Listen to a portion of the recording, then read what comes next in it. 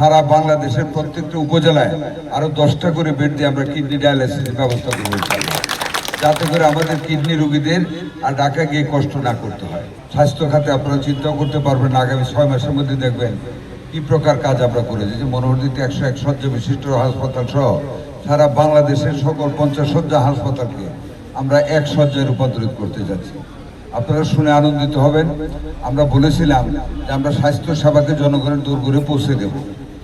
আমরা শুরু করেছিলাম এসে প্রথম মাননীয় প্রধানমন্ত্রীর পরামর্শক্রমে প্রত্যেক মেডিকেল কলেজ হাসপাতাল যেগুলি সেগুলিতে 50 বেডের ডায়ালিসিস কিডনি, যেটা সবচেয়ে বেশি এখন রোগটা দেখা যাচ্ছে, আর জেলা সদর হাসপাতালে 10 বেড কিডনি ডায়ালিসিস হাসপাতাল। আপনারা জানেন আমি নরসিংদীতে একটা মেডিকেল কলেজের অনুমতি নিয়েছি এবং কাজ শুরু হয়েছে। এবার ছাত্র ভর্তি হবে, সেই মেডিকেল কলেজে 50টা ডায়ালিসিস সেন্টার হবে, সিট হবে, বেড হবে, 50 জন রোগীকে একবারে ডায়ালিসিস করা যাবে। সারা বাংলাদেশের প্রত্যেকটা উপজেলায় আরো 10টা করে বেড দিয়ে আমরা কিডনি ডায়ালিসিসের ব্যবস্থা করবো, যাতে করে আমাদের কিডনি রোগীদের আর ঢাকা গিয়ে কষ্ট না করতে হয়। RICL TMX, যুগের পর যুগ স্থাপনা থাকে মজবুত।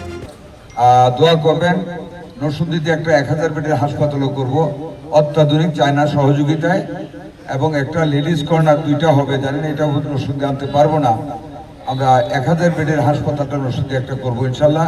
আমাদের এই জেলার সর্বস্তরের মানুষ এই আধুনিক সেবার সুযোগ হবে। এইভাবে আমরা প্রত্যেকটা কাজ হাতে নিয়েছি, শুধু স্বাস্থ্য মন্ত্রণালয়ের না, সমস্ত মন্ত্রণালয়ের সমস্ত কাজ ইনশাল্লাহ আমরা হাতে নিয়েছি। মেয়েদেরকে সেলাই মেশিন দেবো, যারা হাঁটতে পারে না তাদেরকে আমরা গাড়ি দেবো, হুইল চেয়ার এই বছরের মধ্যে আমরা হুইল চেয়ারও দিব। সার্বিকভাবে সমগ্র জনগোষ্ঠীর জন্য যা যা উপকার হবে, যা যা দিলে আমরা সেই ব্যাপারে সচেষ্ট আছি। ইনশাল্লাহ আমরা আপনাদের পাশে আছি, আপনাদের পাশে থাকবো। নির্বাচনী প্রতিশ্রুতির উপরে আমার যত প্রতিশ্রুতি আছে সবকিছু আমরা অক্ষর অক্ষর পালন করবো ইনশাল্লাহ। আপনাদের কাছে দোয়া চাই।